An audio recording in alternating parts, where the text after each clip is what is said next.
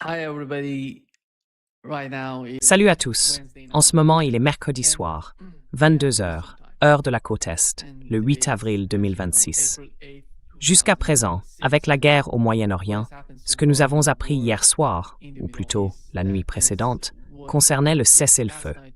Les deux parties, les États-Unis et l'Iran, ont mené une sorte de négociation par l'intermédiaire du gouvernement pakistanais. Ensuite, ils sont sortis et l'ont annoncé. Donald Trump a déclaré qu'il y aurait un cessez-le-feu, et les représentants iraniens ont dit la même chose. Tous deux ont mentionné ces propositions en 10 points. La proposition en 10 points du côté iranien.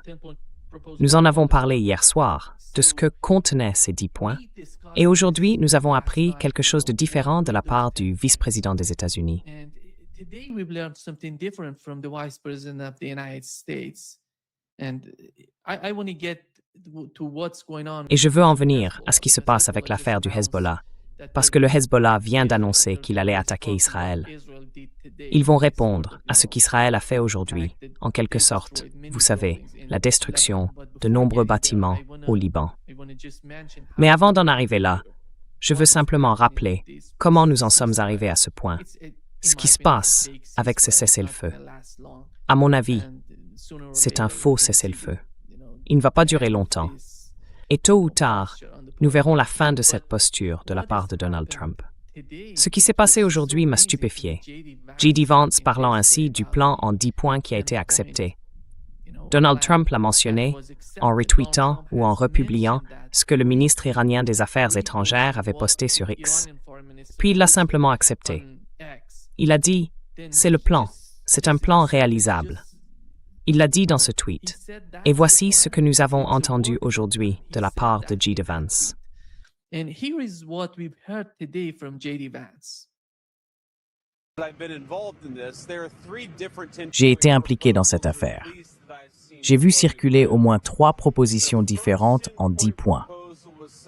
La première était quelque chose qui a été soumis et nous pensons franchement qu'elle a probablement été rédigée par ChatGPT et qui a été envoyée à Steve Witkoff et Jared Kushner. Elle a immédiatement fini à la poubelle et a été rejetée. La deuxième proposition en 10 points était bien plus raisonnable, fondée sur des échanges entre nous et les Pakistanais. C'est cette proposition en 10 points à laquelle le président faisait référence dans sa publication d'hier.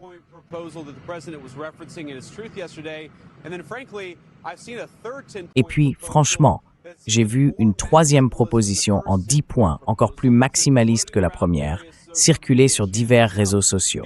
Ce qui est intéressant dans tout cela, c'est que j'ai vu plusieurs médias, le New York Times, CNN et d'autres, reprendre et diffuser la proposition initiale en 10 points, sur la base de presque rien de plus qu'un type au hasard en Iran, l'ayant soumise à la télévision publique là-bas, avant que certains ne prétendent que cela représenterait la position de négociation du gouvernement.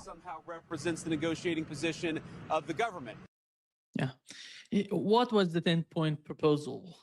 I think Ouais, he's just making quelle était la proposition en 10 points? Je pense I don't know why qu'il invente des choses. Il nous ment, à nous tous.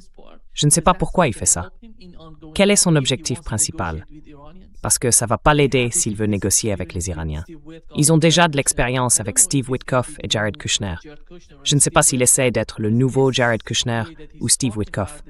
Parce que la façon dont il parle du plan en 10 points, depuis le début de cette guerre, depuis l'attaque israélo-américaine contre l'Iran, on a vu les mêmes objectifs du côté iranien, et ils n'ont jamais changé leur position.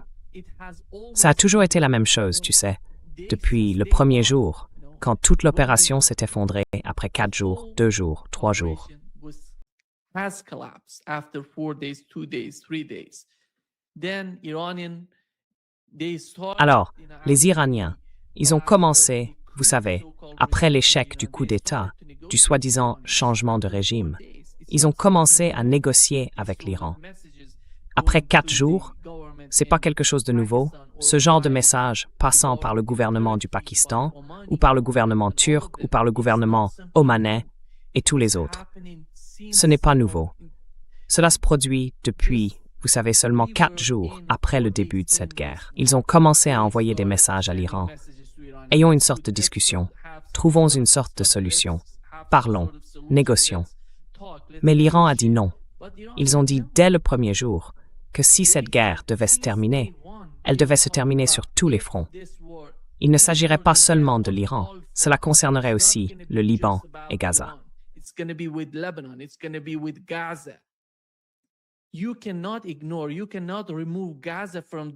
On ne peut pas ignorer ni écarter Gaza du calcul du côté iranien. On ne peut pas non plus écarter le Liban. Je ne comprends pas pourquoi il manipule les choses. Cela n'a aucun sens pour moi. Ce type n'est pas sérieux. Cela montre qu'il n'y a pas de négociation. Cela n'arrivera pas. Je pense qu'au mieux, nous verrons quelque chose comme l'accord de Minsk II. En 2015, il y a eu un accord entre les Russes ethniques de l'Est de l'Ukraine et le gouvernement de Kiev. Les garants de cet accord étaient l'Allemagne et la France, et le gouvernement russe l'a également signé. Mais plus tard, il s'est avéré que c'était une mascarade, car il reconstruisait l'armée ukrainienne pour affronter la Russie, pour piéger la Russie en Ukraine.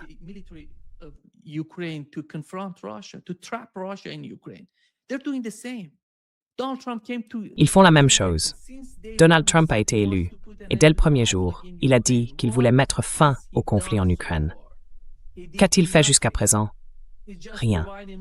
Il ne fait que fournir davantage de renseignements, davantage d'armes. Il faisait déjà cela avant même que la guerre ne commence. La guerre contre l'Iran a d'une certaine manière influencé le conflit en Ukraine, parce que les États-Unis envoient tout à Israël pour aider Israël. Vous vous souvenez de ce qu'ils ont fait avec le système de défense aérienne en Corée du Sud? Et ensuite, ils ont même demandé à la Pologne d'envoyer ces missiles patriotes, ces systèmes patriotes, à Israël pour aider Israël. Voilà la réalité de ce qui se passe. Je pense qu'ils ne font que gagner du temps. Je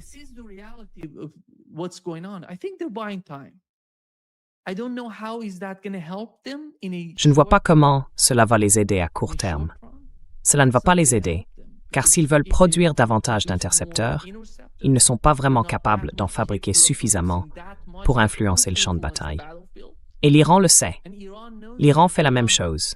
Ils vont réparer, ils vont se préparer. Et en ce moment, aujourd'hui, nous avons appris qu'Israël, juste après Israël, le cessez-le-feu. Tout le monde parle d'un cessez-le-feu. Aujourd'hui, nous avons eu la porte-parole de la Maison-Blanche, Karoline Leavitt. Elle parlait du cessez-le-feu. Comment cela se passe-t-il? Quel est le plan du côté des États-Unis? Ils vont... Parce que... Et d'abord, nous avons entendu dire qu'il s'agirait d'une équipe dirigée par J.D. Vance, avec Steve Witkoff et Jared Kushner.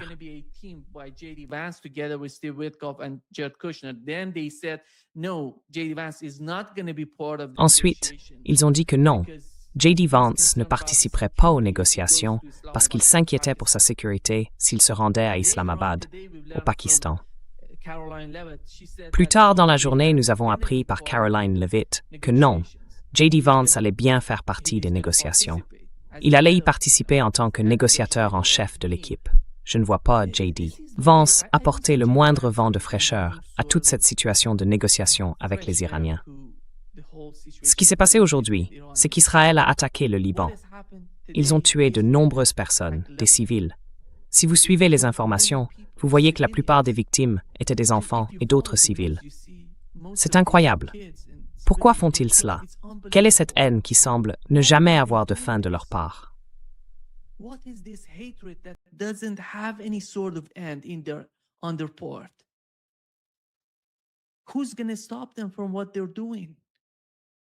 Qui va les arrêter dans ce qu'ils font? J.D. Vance a dit qu'il n'allait rien faire de ce genre. Pour mettre une sorte de barrière à Israël, pour ne pas aller aussi loin, pour ne pas attaquer le Liban. Mais après tout, ils le font. Juste une de ces familles qui a été tuée, voici la photo. Regardez-la. Ce sont des civils. C'est l'avenir du Liban. Comment quelqu'un peut-il voir cela? Voir ce qu'Israël fait au Liban? Détruire tout l'immeuble, tout le quartier, toute la zone avec tous les habitants. Qu'est-ce que c'est que ça? Qui va le faire? Personne n'a la moindre...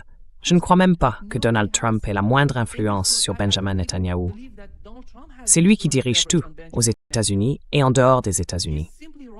Everything in the United States and outside of the United States. You don't see the backbone in Europeans to go against him. Vous ne voyez pas les Européens avoir le courage de s'opposer à lui. Ils ne font que parler. Aujourd'hui, la BBC a rapporté que les principales cibles de cette opération israélienne au Liban étaient censément des bâtiments militaires et certains sites liés au Hezbollah, des commandants, des forces et tout cela. C'est absurde. Ils tuent des gens, ils tuent des civils. Ils ont fait la même chose à Gaza. Ils ont rasé toute la zone. Ils veulent faire la même chose au Liban. C'est le plan. Ils ont accepté ce cessez-le-feu pour empêcher l'Iran de tirer sur Israël, pour raser le Liban, parce qu'ils savent qu'ils ne peuvent pas vaincre le Liban sur le terrain. Si le Liban avait ne serait-ce qu'un infime pourcentage de ce qu'Israël possède, il pourrait vaincre Israël en 2 jours, en 24 heures.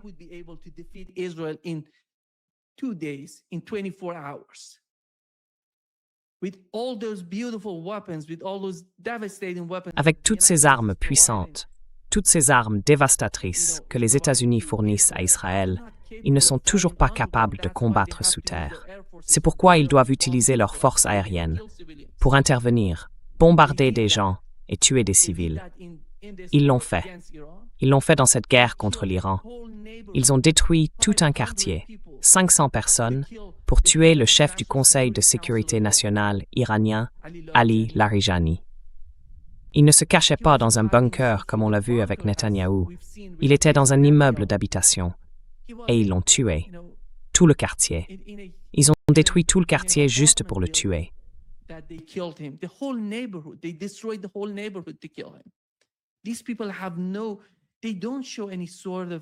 Ces gens ne comprennent absolument pas ce qu'ils font. Ils sont remplis de haine et veulent embraser toute la région avec elle. Israël ne veut pas la paix au Moyen-Orient. Israël ne prend en compte les préoccupations de personne. Ils ne se soucient que de leur propre agenda, l'idée d'un grand Israël. Ils veulent atteindre le fleuve Litani, dans le sud du Liban. Ils veulent tout détruire. Et lorsqu'ils atteindront le fleuve Litani, ils iront au-delà. Une nouvelle zone tampon. Ces zones tampons ne vont pas s'arrêter. Ce sera pour toujours.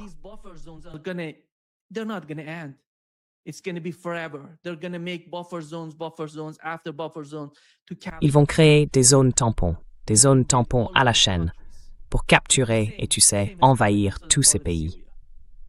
La même chose s'est produite dans le sud de la Syrie. Je ne sais pas si quelqu'un au sein du gouvernement iranien en ce moment prête vraiment attention à ce que dit Israël. Je pense que l'objectif de l'Iran à ce stade est de trouver comment dialoguer avec les États-Unis pour leur faire comprendre l'agenda d'Israël. Mais personne n'est là pour écouter. Le problème, c'est que l'administration Trump a complètement changé. Tu sais, regarde Donald Trump aujourd'hui. Pour moi, il est comme Netanyahou.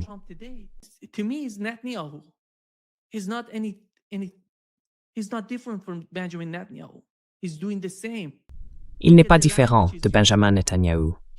Il fait la même chose. Regardez le langage qu'il utilise. Il veut détruire toute une civilisation.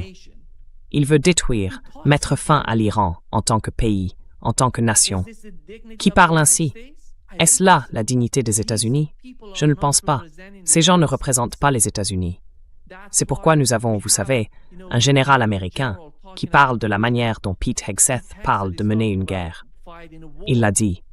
Nous avons eu le général Randy Maynard, qui a déclaré que la façon dont Pete Hegseth veut mener une guerre n'est pas celle dont les Américains mènent leur guerre. Voici ce qu'a dit le général Randy Maynard.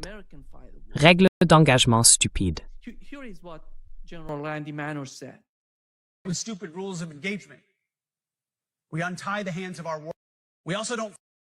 Nous délions les mains de nos combattants pour intimider, démoraliser, traquer et tuer les ennemis de notre pays.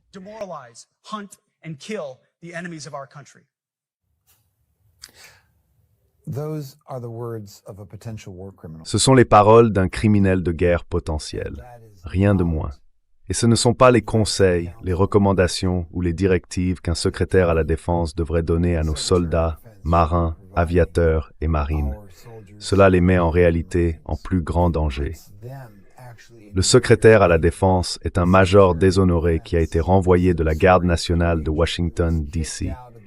Il n'a absolument aucune qualification pour être secrétaire à la Défense, si ce n'est sa loyauté extrême envers le président.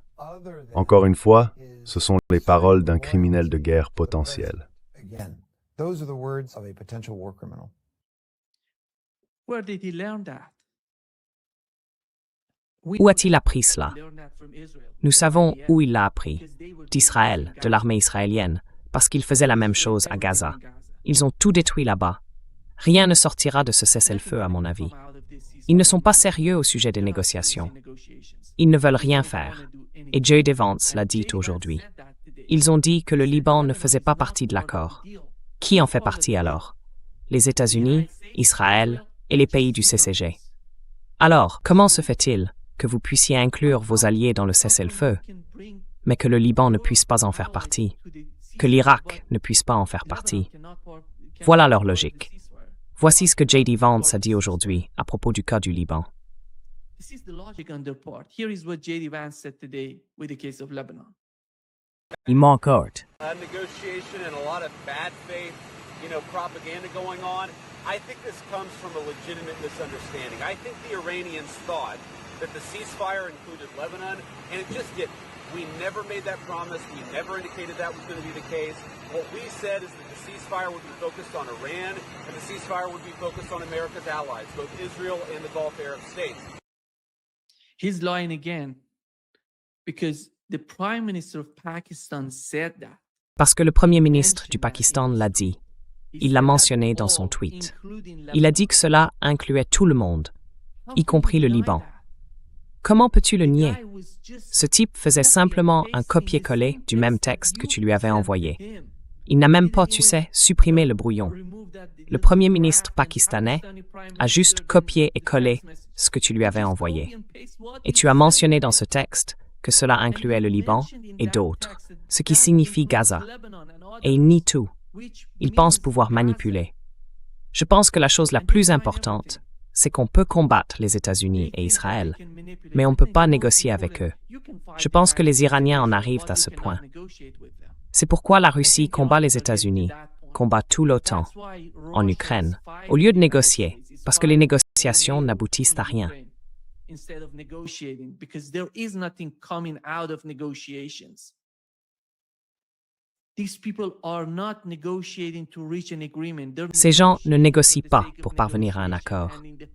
Ils négocient pour le simple fait de négocier, espérant qu'avec le temps, ils affaibliront ces pays, je veux dire la Russie et l'Iran, et les briseront, les piégeront d'une manière ou d'une autre dans une guerre continue. Parce qu'en Ukraine, ils ne combattaient pas directement la Russie, ils utilisaient l'Ukraine comme intermédiaire pour combattre et détruire la Russie, pour piéger la Russie en Ukraine. Mais ce qui se passe en ce moment au Moyen-Orient, c'est un nouveau front. Ils n'auraient jamais cru que l'Iran serait assez fort pour riposter. Ils pensaient pouvoir mettre l'Iran à genoux. Le changement de régime a échoué. Alors maintenant, c'est « attaquons les opérations militaires ». Attaquons les cibles militaires. Let's go after military operations. Let's go after military targets. That showed the whole operation showed that they. Cela a montré, toute l'opération a montré, qu'ils n'ont aucune information provenant d'Iran. Ils ne savent pas où frapper. Ils ne savent pas comment détruire les capacités de l'Iran à produire des missiles et des drones. C'est le principal problème. C'est pourquoi le président des États-Unis parle de détruire une civilisation. Il parle des bâtiments, de l'histoire de l'Iran, du peuple iranien, de la culture iranienne. Il ne parle pas d'une opération militaire. Il dit que tout a été détruit. La défense aérienne n'existe plus. L'armée de l'air n'existe plus. Les forces navales n'existent plus. Nous avons détruit 90% de leurs missiles et de leur système de défense aérienne. Mais l'Iran reste en retrait. Ils veulent retirer l'Iran de l'équation parce qu'ils veulent le détruire.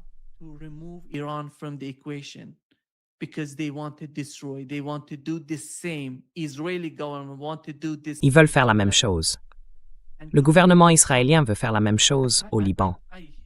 Et il y a des gens, certains, je ne sais même pas comment les qualifier, qui pensent qu'un Liban sans le Hezbollah, si l'on retire le Hezbollah du Liban, cela résoudra le problème du Liban. Mais le problème, ce n'est pas le Liban. Le problème, ce n'est pas le Hezbollah. Le problème, c'est l'occupation du Liban. L'occupation, les meurtres, la destruction qui s'y produisent. Et le Liban n'a pas d'armée. Le gouvernement n'a pas d'armée capable de combattre Israël et les FDI. Tout le concept du Hezbollah repose sur la défense et la résistance à l'invasion du Liban.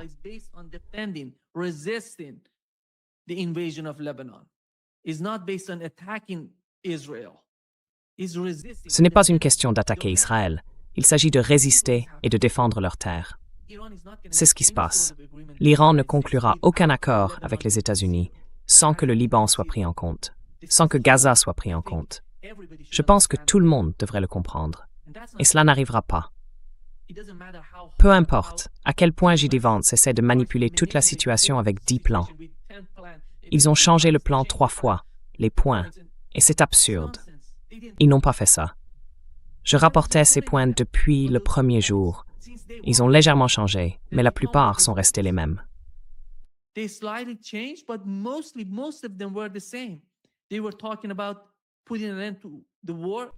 Ils parlaient de mettre fin à la guerre sur tous les fronts. Ils parlaient des sanctions, les principales étant les sanctions primaires et secondaires. Celles-ci vont rester en vigueur contre l'Iran. En ce moment, nous avons appris qu'ils allaient le faire conjointement avec le gouvernement d'Oman. Cela montre à toute la région, aux pays du CCG, que si vous voulez participer, si vous voulez une architecture de sécurité plus solide pour la région, si vous voulez une région prospère, vous devez comprendre la position de l'Iran. C'est pourquoi l'Iran, eh bien, Oman n'a rien fait concernant le détroit d'Ormuz.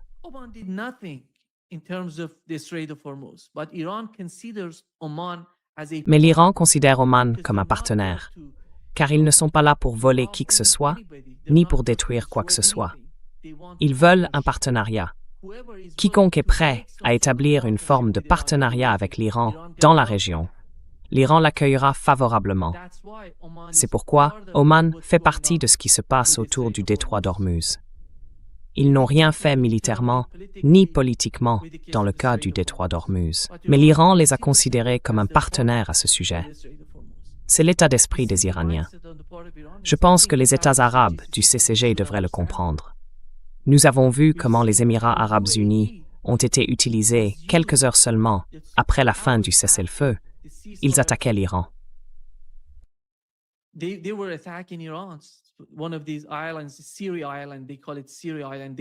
L'une de ces îles, l'île Syrie, ils l'appellent l'île Syrie. Ils ont attaqué la raffinerie sur l'île Syrie. Vous savez, quelle est réellement leur capacité? Veulent-ils vraiment continuer ainsi? Souhaitent-ils se rapprocher d'Israël? C'est le problème auquel l'Iran est confronté au Moyen-Orient. Je pense qu'il doit y avoir une forme de compréhension entre les pays de la région. Je dirais que les États-Unis peuvent changer leur comportement et faire partie de cet accord global au Moyen-Orient. Les États-Unis peuvent en faire partie, la Russie peut en faire partie, la Chine peut en faire partie. Et tout le monde bénéficiera d'un nouvel accord, une nouvelle architecture de sécurité pour la région.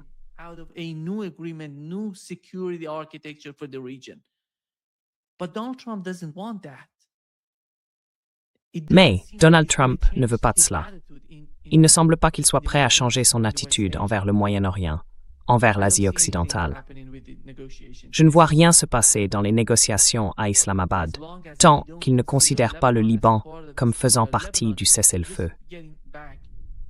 Pour revenir en arrière, le Liban avait un cessez-le-feu avec Israël, et Israël n'a cessé de violer ce cessez-le-feu à maintes reprises, détruisant tout dans le sud du Liban. Israël ne se soucie pas des cessez-le-feu. Le Liban n'a pas déclenché cette guerre simplement par choix. Il a été attaqué à de nombreuses reprises par Israël depuis la conclusion du cessez-le-feu.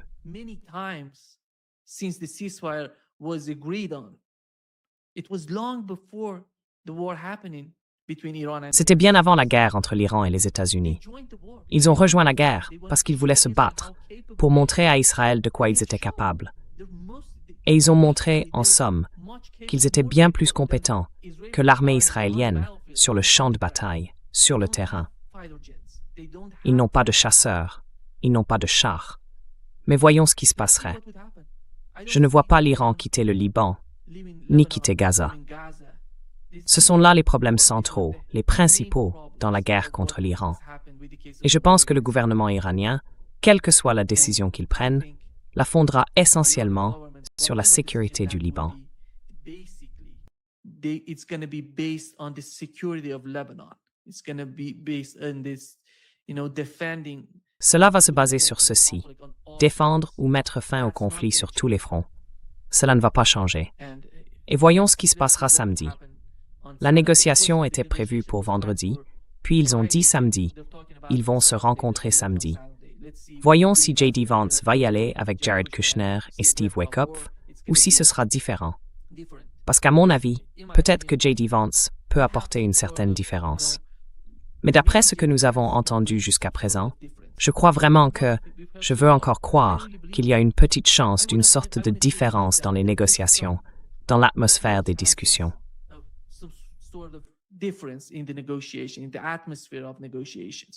Admettons cela.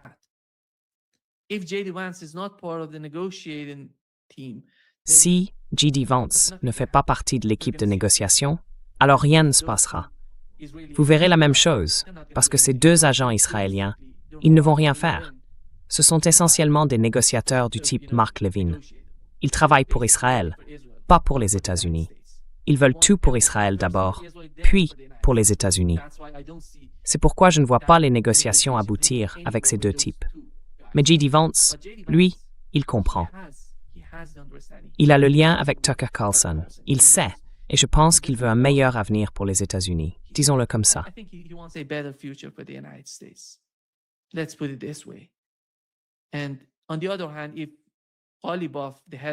Et d'un autre côté, si Ali Larijani, le président du Parlement, accompagne les négociateurs avec l'équipe iranienne, cela pourrait aussi faire une différence. Cela pourrait également être important. Voyons ce qui se passera. Mais je ne vois pas l'Iran quitter le Liban. Le Liban va riposter. Ils vont frapper Israël. Mais s'il y a un cessez-le-feu, il doit s'appliquer sur tous les fronts. Il ne s'agira pas seulement d'un accord entre l'Iran et les États-Unis. Ils ne vont pas accorder du temps à Israël pour détruire le Liban. Cela n'arrivera pas. C'est ainsi que je le comprends. Mais voyons ce qui se passera. Merci beaucoup. Et il est tard ici. Il est 23h30, presque minuit dans une demi-heure. Mais c'est toujours un grand plaisir. Great pleasure, as always.